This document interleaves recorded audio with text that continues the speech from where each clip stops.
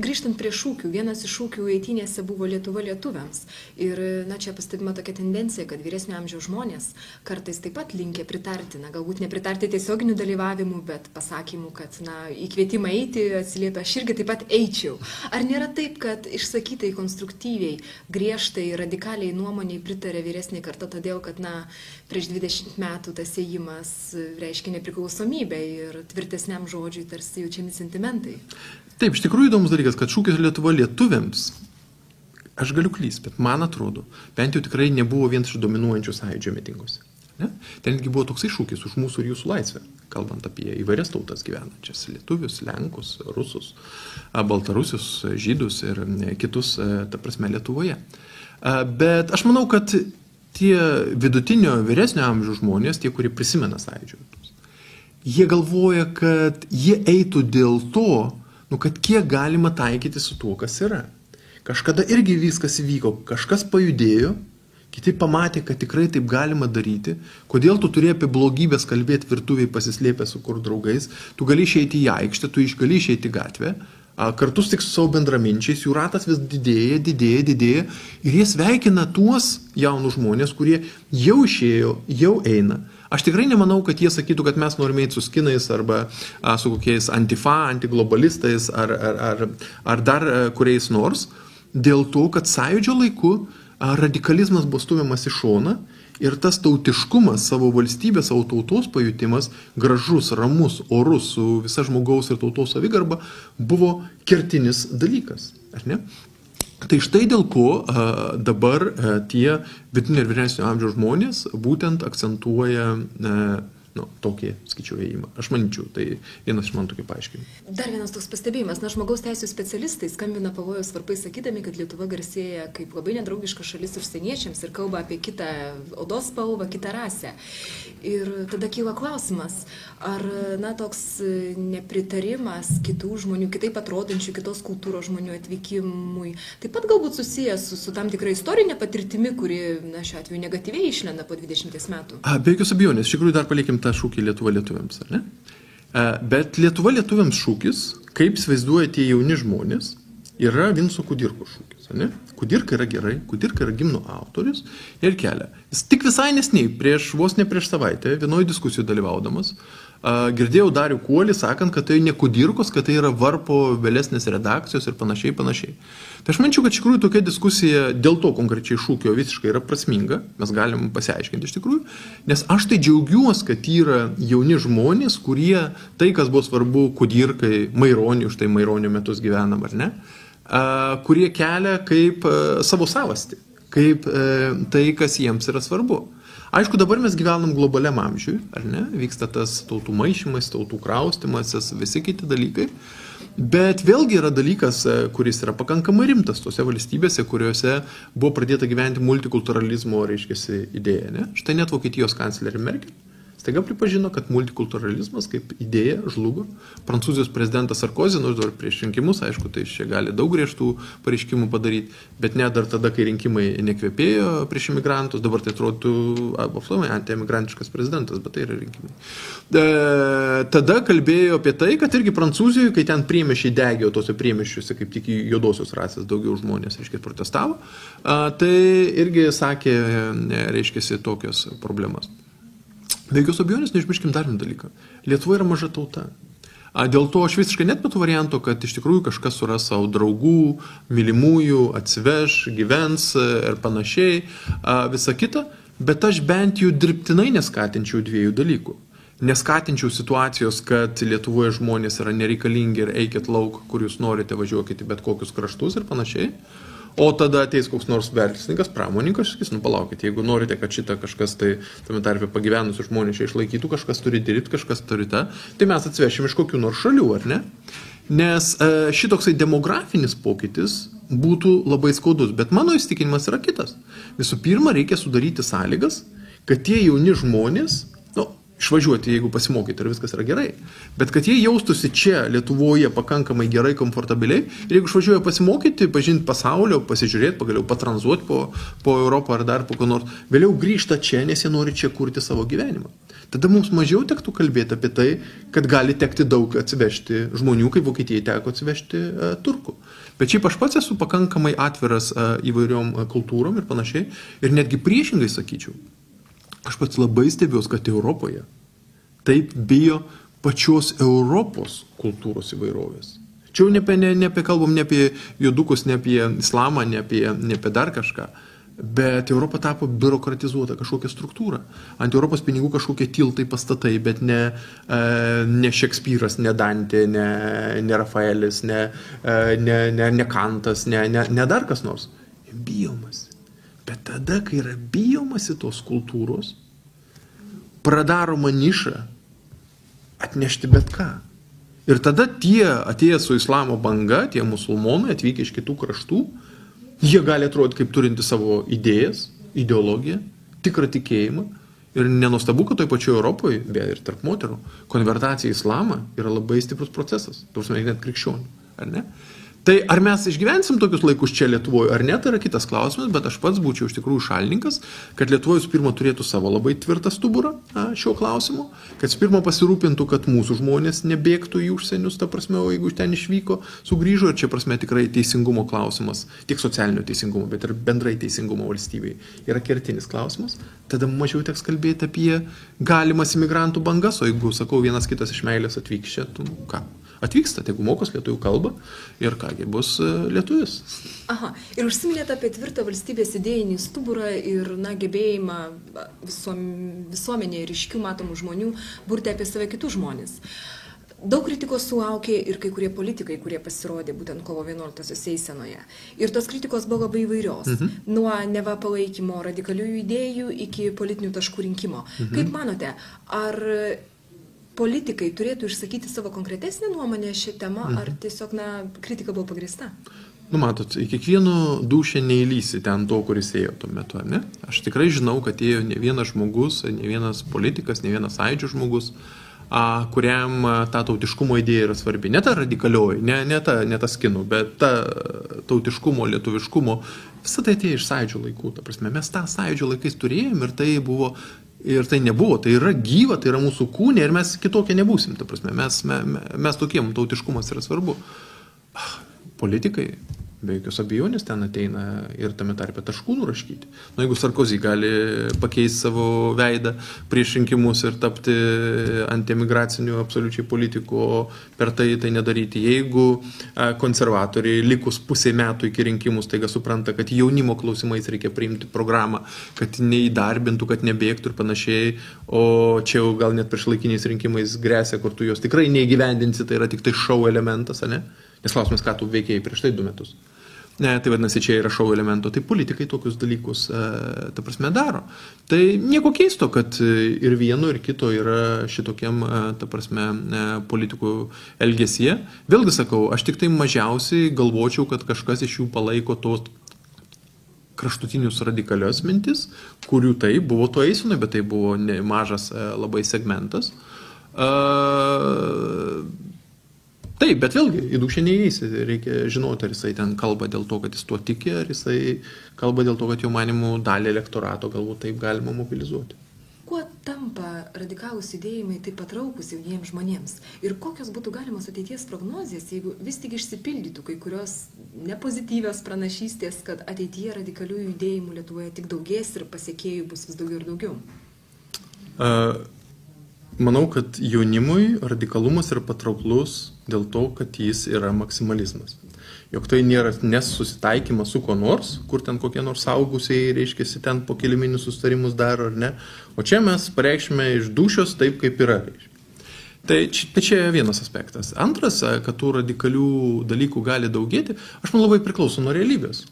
Jeigu valdžia išvaikytų kokį nors mitingą ar akciją, ar ne? Išvaikytų. Radikalumo padaugėtų visuomenėje ar sumažėtų? Matyt, kad padaugėtų, ar ne? Taip. Jeigu koks nors teismas arba kokia prokuratūra akivaizdžiai vilkins kokias nors bylas, kurios labai svarbios visuomeniai, o jeigu dar tai jauniems žmonėms kokiem nors svarbios, reiškia, ne bylos, kurios jie mano, kad tas svarbus. Ir liūdnų pavyzdžių mes jau turime. Taip. Radikalumo padaugėtų ar nepadaugėtų? Padaugėtų. Jeigu teismai vilkins tokius dalykus, taip pat. Jeigu politikai pasirodys tuo, kad jie gal puikus yra visokiuose televizijos šou, reiškia, o salėje, ta prasme, jų nėra, kaip? Ko? Jeigu ekonominį socialinį gerbuvis ir žmonėms bus pasakyta gyvenkit už tiek, o paaiškės masiški mastai švaistimo valstybės lėšų, kaip? Visa tai gimdo radikalumą.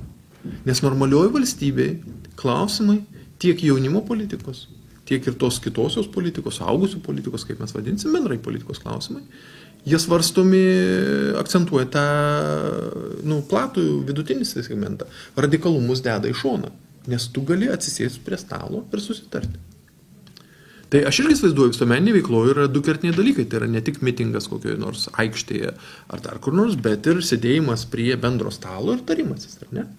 Tai jeigu jaunimo kokia nors problema jiems yra aktuali, man, pavyzdžiui, labai sveikintina, buvo tą pačią kovo 11 Propatrijos organizacijos, tarpsime visuomeninės organizacijos, Vytautas Radžvilas ir vienas kertinis asmuo, bet man džiugu, kad ten mačiau jaunų žmonių, su kuriais mums teko anksčiau dirbti, kai mokslo akademijoje turėjo galimybę susirinkti, nes dabar ten vis sunkiau trūkdžių atsiranda, mokslo akademijoje toks visuomeninis diskusijų forumas Piliečiai, tauta ir valstybė. Štai ten tie jauni žmonės brendo, dabar jie nuėjo pro patriją ir labai gerai. Ten vyko labai kertinė diskusija, kas yra patriotizmas Lietuvoje. Tai vadinasi ir tokio dalyko reikia. Tai jeigu bus ir tas, aš manau, kad viskas bus gerai. Jeigu tik tai mitingai, arba tik tai eisenos, ar tik tas bus blogai. Bet tai priklauso, ar ta kita pusė. Valdžia, politinė valdžia, teisinė valdžia. A jeigu ten jaunimui kokie nors klausimai aktualūs, ten kokie nors policija vietos, ten kokie nors miestelį. Ar girdi, ar negirdi? Nes jie turėtų girdėti. Nu, ateina jauni žmonės, sako, žinot, mes norim, kad va, taip. Ne? Baikit, ką iš čia tokie ateina, pienas nuo lūpų nenudžiuvo, čia aiškinat mums kažką. O jeigu ateina ir vyksta dialogas, yra visai kas kita. Tai jeigu bus dialogas, tai bus mažiau to radikalizmo. Ir aišku, jeigu iš išorės, kur, kaip mes kalbėjom, kad dar daugiau radikalizmo, negu tikrai yra Lietuvoje, tos srovės čia, neteitų, ta prasme. Nes, pavyzdžiui, Paleckio judėjimui, kokie našai gal turi įtaką, ne, ten jie nežinia, ką ten daro toj Rusijoje, ta prasme, dar. Kitam kokiem nors antiglobalistų poveikiai turi poveikį, ar dar ką nors, kokiem nors jos kinams, gal tas bendras kinų judėjimas, kuris turi. Tie poveikiai irgi gali būti, bet čia kol kas Lietuvoje iš tikrųjų aš sakyčiau, kad mes dar gyvename pakankamai ramiai, kaip gyvenama Marijos žemėje. Ir kaip manot, ar jaunam žmogui 16-18 metų, kada jo mąstymas tik formuojasi asmenybė, ar to žmogus sulaukia pakankamai daug informacijos ir atvirumo iš visuomenės? Ar nėra taip, kad jauni žmonės tiesiog nuplaukė pasroviui su ta idėja, kuri tuo metu yra ryškesnė? Taip, čia klausimas yra vienas, ta prasme, kokią auklėjimą tas jaunas žmogus gauna mokykloje ir šeimoje. Nes jeigu mes einam tolesnį auklėjimą, televizija, internetas, gatvės draugai ir visa kita, jis jau tampa toks, kitoks, ne? Ten jau labai įvairios tos srovės. Jeigu ten sėdėjimas internete prie Facebooko, internetuose, kokiuose puslapiuose ten dar, vėlgi reiškiasi tokių dalykų. Bet kalbant apie informaciją, tai tikrai jaunas žmogus, kaip ir bet kuris žmogus, gali gauti labai daug, tiek internete, tiek bibliotekose, tiek dar kur nors, jeigu tas yra tik įdomu. Klausimas tik yra, ar pas mus yra sugebama tuos vertybinius dalykus aiškiai pateikti taip, kaip jaunas žmogus suprastų. Štai man, pavyzdžiui, labai strigo kovo 11 išvakarėse, kai buvo diskusija apie patriotizmą ir panašiai, pats Vytautas jaunesnysis Landsbergis negalėjo sudalyvauti. Bet jisai pasakė, kaip jisai paaiškina vaikams, kas yra patriotizmas. Tai buvo gražu klausyti. Aš galvoju, sakiau, reikia įsidėti tą nuorodą į Facebooką pas save, iš tikrųjų čia praeis tie visi įvykiai, kovo 17 mitingas, čia dar įdėta nuoroda, iš tikrųjų, kad girdėtų žmonės. Ir iš tikrųjų labai įdomu, tai yra ta pati komanda, kuri prieš Sąjūdžio išvakarėse per Lietuvos pionierių laikraštėlį, tokį, vis tiek kažkiek tai ideologizuota turėtų būti, ar kaip, padarė lietuviškos kultūros aiškinimo, lietuviškos istorijos aiškinimo, bet labai patraukliai, labai gražiai. Tai šitie žmonės ir buvo vėliau tie, kurie keliavo į sąjūdį, kurie ateidavo su tėvais galbūt, jie į sąjūdį negalėjo visai keliauti, bet su tėvais ateidavo į tuos mitingus, jie suprato, apie ką eina kalba. Paskaitykite šiandieną vaikiškus žurnaliukus arba dar laikraštėlius, ta prasme. Mažiau to ateina ta komercializacija iš vakarų ir mažiau to lietuviškumo. Tai vadinasi, tas dalykas turi būti skatinamas, ugdomas nuo pat vaikystės ir kai mes kalbėjome, mokykla, šeima čia pats svarbiausia vaidmenį suvaidina. Keletą klausimų mūsų konferencijai uždavė naujienų portalo Balsas LT skaitytojai. Skaitytojas Richardas rašo, kažkur jau girdėjau panašius pasakymus nacionalistai, fašistai, ekstremistai, radikalai. Ar tik ne tai buvo apibūdinamas sąjūdis savo laiku? Taip, iš tikrųjų, nors mes turėjome radikalus tikruosius ir tas buvo gerai, iš tikrųjų, to sovietinė valdžia nesugebėjo aiškiai pastebėti. Mūsų laikais radikalai tikrai buvo jaunalietuviai ir Lietuvos laisvės lyga. Ir kai sąjūdis eidavo, tai sakydavo, va, čia taip, radikalai nesako, radikalai tenai reiškia, o čia. Ir jie taip pražiopsojo tą platų tautos judėjimą į nepriklausomybę, nes jie manė, kad gal už tą nepriklausomybę būtų tik tie radikalai. Jiems iš tikrųjų kliuvo laisvės lygai, čia Antanas Terleckas gali papasakoti, ten kiti, nors jau tais atšilimo sovietiniais laikais jau tų represijų nebūdavo, bet anksčiau jų tikrai buvo. O sąjūdis galėjo keliauti į priekį ir iš tikro mes, kaip sakiau, tų radikalizmų tendencijų vengėme, bet taip, po Baltijos kelio iš Maskvos, iš Kremliaus atėjusiam pareiškime, mes buvom išvadinti nacionalistai radikalai. Visa Lietuva, visas Baltijos kelias, kuris susirinko, tie milijonai žmonių buvo išvadinti nacionalistai radikalai. Tai buvo tikrai nieko naujo. Ir kitas labai įdomus Agnijos klausimas. Skaitytoja klausia, ar nėra taip, kad Lietuvoje radikalius judėjimus paskatina pati visuomenė savo lygomis? Taip, mes apie tai ir kalbėjom, kad jeigu politinė valdžia, teisinė valdžia ar kokia nors kitokia daro netinkamus sprendimus, bet ypatingai jeigu neina į dialogą.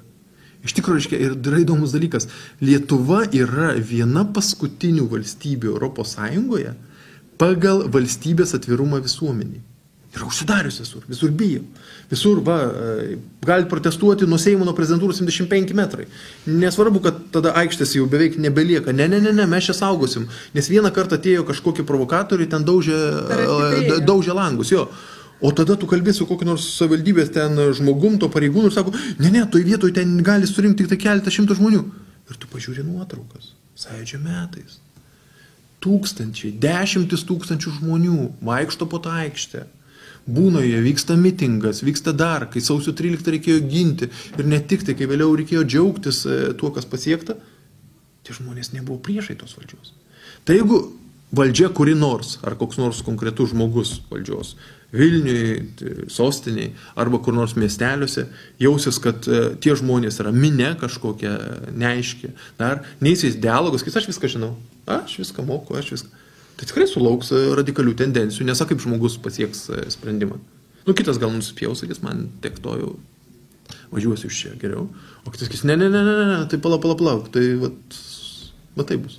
Dar vienas kaip klausimas. Vis tik, koks būtų civilizuotas ir veiksmingas būdas išreikšti savo pilietiškumą ir patriotizmą? Oi, tų būtų yra labai daug. Elementarus dalykas pats pagrindinis, tai yra visų pirma suvokti, kas yra tas patriotizmas, gilintis į mūsų klasikų mintis, į dabartinių autorių mintis, ne tų, kurie neigia, kad yra tauta, kad kažkoks konstruktas technologinis, dar koks nors, bet tų, kurie supranta tuos dalykus, ar ne? Toliau, lietuvybė, lietuviškumas, kaip tu kalbi, ar tau lietuvų kalba yra svarbi, ar tau Lietuva bendrai yra svarbi, ar tada jau grįžtam tas, gali būti mažas patriotiškumas didysis, tai yra mažasis, ar tu savo gyvenamoj vietoje gali sutvarkyti, ar tu gali padaryti tą vietą jaukią malonę gyventi, ar tu gali ten su valdžia taip įspręsti klausimus, kad ta valdžia klausytų žmogaus ir kad žmonės jaustų šeimininkai, ar tu Lietuvos mastu gali iš visą šitą, tu prasme, padaryti, ar ne?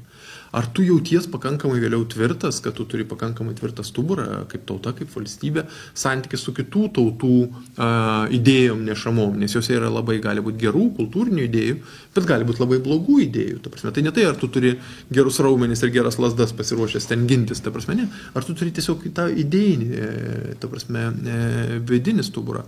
Ir sakau, pats svarbiausias klausimas tai yra, čia sunkus tą būdą pasakyti, ar tu čia širdį jauti, kad tu esi, jeigu tu esi lietuvis, tai kad tu esi lietuvis, Jeigu tu esi Lenkas ar Rusas, Lietuvos Rusas ar Lenkas, tai kad tu junti vis tiek, kad čia Lietuva tavo širdį, kaip Lietuvė, aš tikiuosi, širdyje tas jausmas. Ir jeigu tas jausmas yra širdį, tai ką tu bedarysi? Jeigu, kaip sakoma, geras krikščionis visą laiką darys taip, kaip krikščionybė moko ir panašiai. Ir tu neišugdysi, kas yra geras krikščioniškumas. Ne?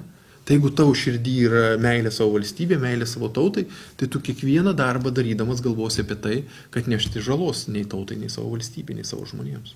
Paskutinis mūsų šiandienos konferencijos klausimas. Skaitytojas rašo, ar besistengdami būti tokie tolerantiški, kosmopolitiški ir visiems geri, galiausiai nenuskriausime patys savęs, o mažumos neužgoš daugumos? Tolerancija yra labai svarbus visuomeniai bruožas, bet blogiausias dalykas, kai tolerancija padaroma puolamuoju instrumentu ir sakoma, kad jeigu tu tik kaip nors kitoks, tai tu netolerantiškas. Pavyzdžiui, jeigu Paryžiuje, jeigu Prancūzijoje atvyko daug musulmonų, kad tu bus netolerantiškas, jeigu tu kalėdų eglutę pastatysi ar kalėdų senelį, nes galbūt kitoje kultūroje jų nėra. Arba jeigu tu kryželį nešiosi ant kaklo, nes galbūt tai kito jausmus įžeidžia. Arba jeigu tu mylėsies gatvėje, nes galbūt kitas gali galvoti, kad vyrui su mergina negerai mylėtis, kad geriau vyrui su vyru arba moterį su moterim. Ir tai bus sakoma tolerancija. Tasme, netolerancija būtų eiti ir duoti tokiam per galvą, reiškia, kuris ne taip daro kaip tu. Bet yra tolerancija labai svarbus bruožas. Tai yra tolerancija suvokiant, kad mes esame labai įvairūs, bet yra kažkas, kas mus vienyje. Tai vat, tauta, valstybė mus gali vienyti, kai kurios kitos vertybės mus gali vienyti, bet visur kitur gali būti labai įvairūs žmonės. Reikia būti tolerantiškai kitom kultūrom, kitom religijom, kitos orientacijos žmonėm, be jokios abejonės. Bet tikrai negalima tolerancijos paversti propagandą, tame tarpe iš kažkur ateinančiais pinigais, organizuoti akcijas ir sakyti, mes esam tie tolerantiški, o jūs, kurie prieš mus, esate netolerantiški, mes su tais įvairias spalviais balionėliais, tai čia vieninteliai tolerantai, o jūs jau ten jau absoliučiai negerai. Ne, štai tas yra negerai. Ir dar kertinis dalykas, aišku, Europa padarė tą dalyką pas save, ir šviečiamasis laikotarpis tą padarė ir kita, buvo išmušta ta krikščioniškos kultūros sėkla iš Europos. O jeigu jinai yra išmušta, tai ateina daug įvairių kultūrų, idėjų, visa kita, ir tada tampa tokia be kažkokia pasklidus, tokia mozaika, tokia be kažkokios vidinės struktūros ir be širdies, ką čia mes kalbėjom, kad ta Europa dabar tokia primena. Tai kyla klausimas, kas yra tolerancija. Tai ar tas žmogus, kuris bus netolerantiškas tokiam suvokimui tokios Europos, sakys, gal tikrai, gal tos tautos gali įsiaiškinti, ta prasme, yra kiekvienoje tautos kultūroje svarbių yra dalykų, sakyti. Ir kur sakys, aš esu tolerantiškas kitų atžvilgių, bet būtų netolerantiškas tiem, kurie sako, kad tauta niekas ir panašiai. Ar jam čia trūksta tos tolerancijos ar ne? Nežinau. Aš manyčiau, kad tolerancija turi būti kaip vidinis bruožas kiekvieno iš mūsų viduje. Ir svarbiausia, kad būtų pagarba. Pagarba kitai nuomoniai, kitam žmogui, kažkam tam kitoniškumui. Nes jeigu tos pagarbos nebus, tai po kurio laiko ir mes patys nesulauksim pagarbos. Ir tai buvo visi šiandienos klausimai mūsų konferencijos svečiai. Dėkojame, kad radote laiko mūsų aplankyti ir ačiū žiūrėjusiems. Ačiū Jums.